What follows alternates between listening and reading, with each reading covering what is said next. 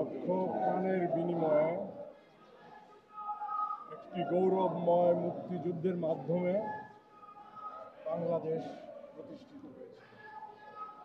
শহীদ president Ziaur রহমানের স্বাধীনতার ঘোষণার মাধ্যমে যেই মুক্তিযুদ্ধ শুরু হয়েছিল, 9 মাস পরে আমরা তার বিজয় দেখেছি, সফলতা দেখেছি।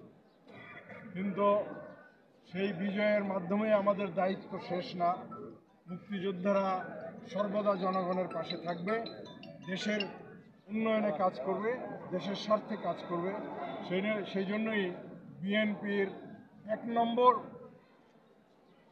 অঙ্গ সংগঠন জাতীয়তাবাদী মুক্তিযোদ্ধা দল, এবং আমি জাতীয়তাবাদী মুক্তিযোদ্ধা কেন্দ্রীয় নির্বাহী কমিটি মুক্তিযুদ্ধ বিষয়ক সম্পাদক।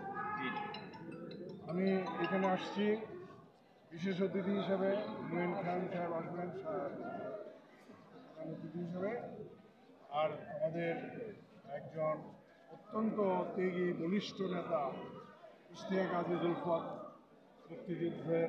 মুক্তিযোদ্ধা দলের নেতৃত্ব দিচ্ছে। আমরা আজকে মুক্তিযোদ্ধা দলের প্রতিষ্ঠা বার্ষিকী, একটা গৌরবময় দিন। শহীদ প্রেসিডেন্ট জিয়াউর রহমান, বেগম খালেদা জিয়া এই দল সৃষ্টি করেছিলেন।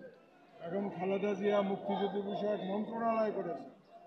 জিয়াউর রহমান সাহেব মুক্তিযুদ্ধ দল সৃষ্টি করেছিলেন, এবং প্রথম সম্ভবত কর্নেল অলি আহমেদকে দিয়ে।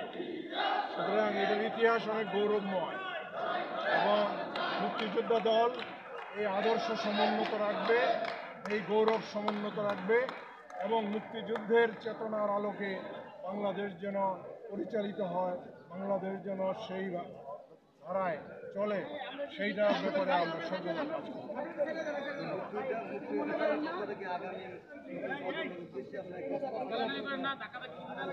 আমাদের আগামী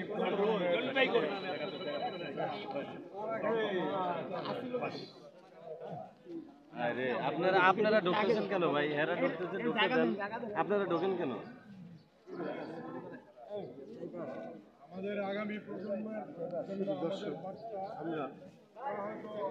আজকে শহীদ রাষ্ট্রপতি জিয়াউর রহমানের কবরস্থলে এখানে আমরা শ্রদ্ধা নিবেদন করলাম, দোয়া মোনাজাত করলাম, এবং সংক্ষিপ্ত সাক্ষাৎ আমরা ধারাবাহিকভাবে গ্রহণ করে যাচ্ছি, এবং সেটাই আমরা দেখানোর চেষ্টা করছি।